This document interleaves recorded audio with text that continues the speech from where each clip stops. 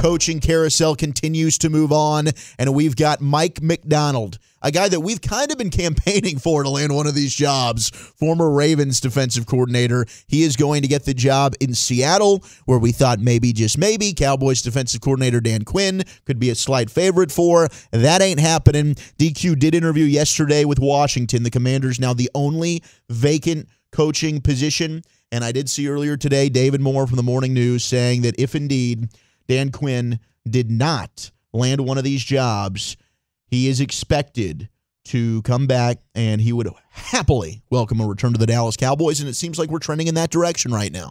Yeah, for sure. We'll see. It's just down to the Commanders. Do the Commanders want them some DQ? But otherwise, yeah. And I wonder where the Commanders go if they weren't going to be in on Mike Macdonald, and you have Slowick from the Texans saying he's staying. Ben Johnson obviously doing what he's doing. I wonder, would they go? I haven't heard anything about like a Vrabel or anything like that. I don't know. Maybe it's Aaron Glenn, defensive coordinator for the Lions. Yeah, but could be. Yeah, ultimately, emotions were high after they got crushed by the Packers in the playoff game, and I was ready to see everybody go. But if everything else is going to remain pretty status quo in terms of the coaching staff, if Dan Quinn's back, it is certainly not the worst thing in the world. Brian, are you surprised at all? We had the link of Belichick to the Falcons. I think the Falcons have done a pretty darn good job with how they've put their staff together. They loved Raheem Morris. They hired him. They brought in Jimmy Lake. Now they've got Zach Robinson, who's an up-and-coming offensive mind as their coordinator. That could work out for them. But the Commanders are also a team that really needs to change and overhaul their organization.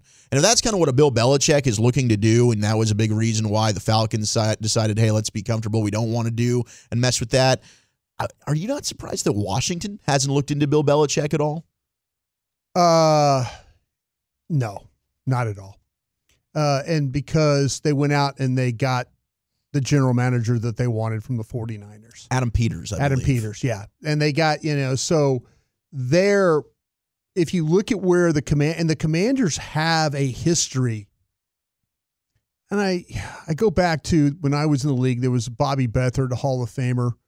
They had at one time it was separate, and then you started to see, like in 1999, when Marty Schottenheimer was there, it started to be more kind of a coach-driven personnel department. Joe Gibbs, if you remember, really heavy personnel guy with, as a coach, kind of the general manager. Charlie Casterly was an entitled, but really it was, Joe Gibbs was running the show. I don't think, and Ron Rivera, but the last 4 years, Ron Rivera has been really the general manager with Martin Mayhew in title. So I think that the Commanders were really not interested in having a very heavy coach-driven personnel department, that they wanted the two separate. They did the right thing. The Chargers, on the other hand, they did the opposite. They went and got Harbaugh first, and then what did they do? They asked Harbaugh who would you like your general manager to be? Right. And then, then he went and got a guy that, was working with the Ravens. So now that the Chargers are immediately coach-driven personnel department. So if you're ever going to deal with the Chargers, you're dealing with Harbaugh. You're dealing with Harbaugh. And on the Commanders, so no, I think that I do believe that Rich McKay, the president of the Atlanta Falcons, I mean, everybody says he had a relationship with Belichick and all that. It might be the case, but I believe he was also protecting his turf. I believe that is what it sounded like from the reports. Rich McKay was a longtime general manager at Tampa. Then he was a general manager in Atlanta, and then he kind of got kicked up, became president of the team. He's Arthur Blank trusts him for some ungodly reason. I don't know, but here we are, and I just don't think that he was interested in Bill Belichick coming in there in Atlanta. And I think but Washington, to me, they clearly wanted a general manager, and they didn't want the head coach being the general manager of the team. So, no, it doesn't surprise me at all. Yeah, and I'm seeing Anthony Weaver is another name. He's the Baltimore Ravens defensive line coach. Ooh, okay. He's another guy that they are interviewing and impressed with, and so it seems like maybe it's down to Anthony Weaver of the Ravens or Dan Quinn. So defensive, either way. You know, what's pretty cool is and our buddy Clarence Hill, who was on the show with us yesterday, Fort Worth Star Telegram put it out there too, but former North Texas Mean Green legend DeSoto Eagle Zachary Orr, who is the Ravens linebacker coach, played with Baltimore before he had to retire early, had a really good rookie season. Yep. But he could be in line to get the defensive coordinator job now.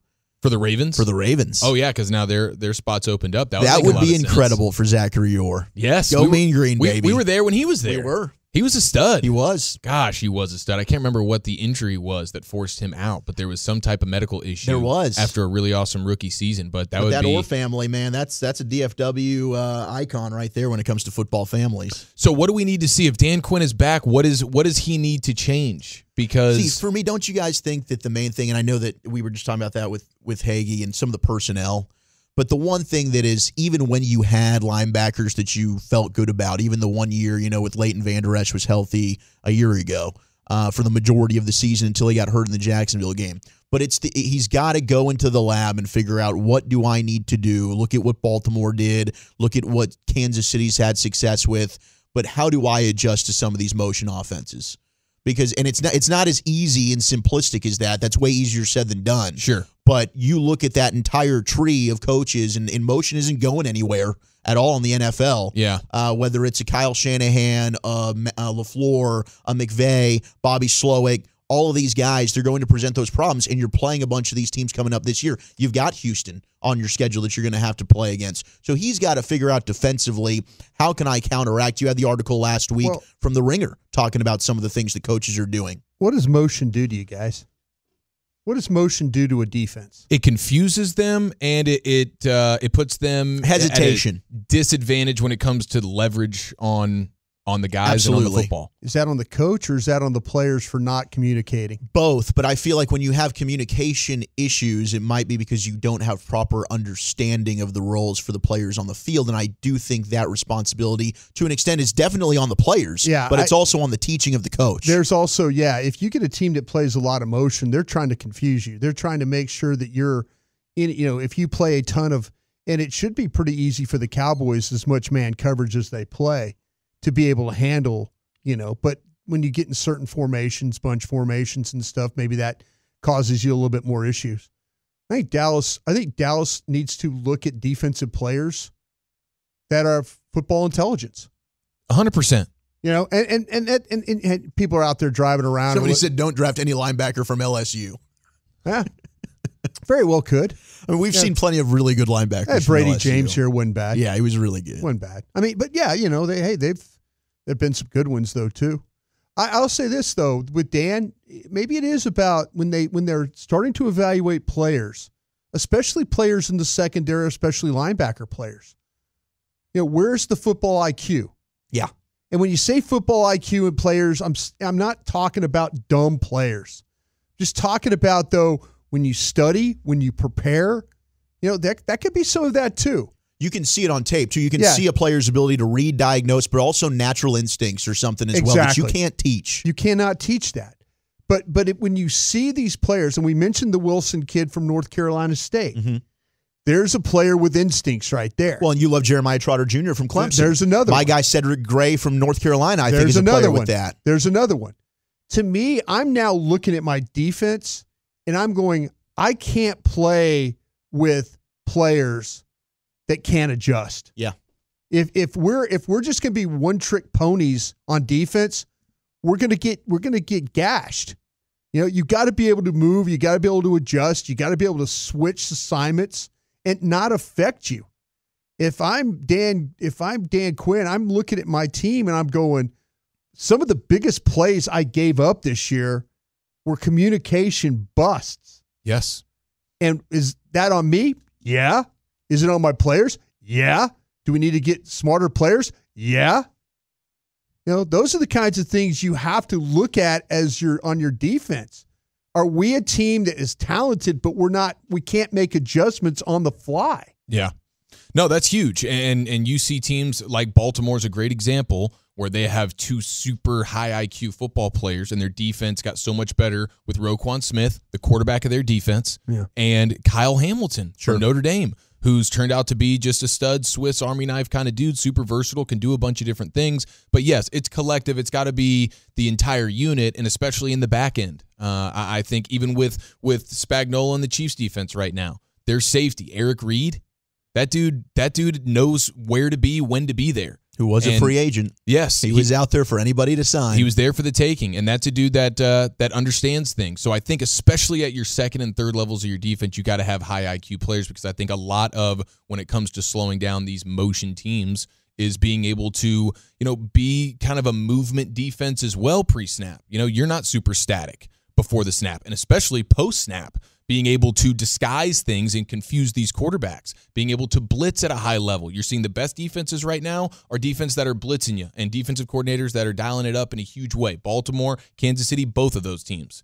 And then the other one that I saw too, like in the Packers game, so frustrating, where it's 3rd and 4 and Deron Bland's 8 yards off the boundary receiver, who in that case was a tight end that was terrible. That made no sense whatsoever. Question. I'm with you on that a lot. You've got to have, like, your outside corners need to be press coverage corners. Well, I think you got two guys that are suited to do it, right? With Bland, and hopefully Diggs comes back healthy, and we'll see what they want to do, if they want to bring back Stephon Gilmore or not. And I get the running stuff, but you've got two guys there in Bland and Diggs that can run. Yes.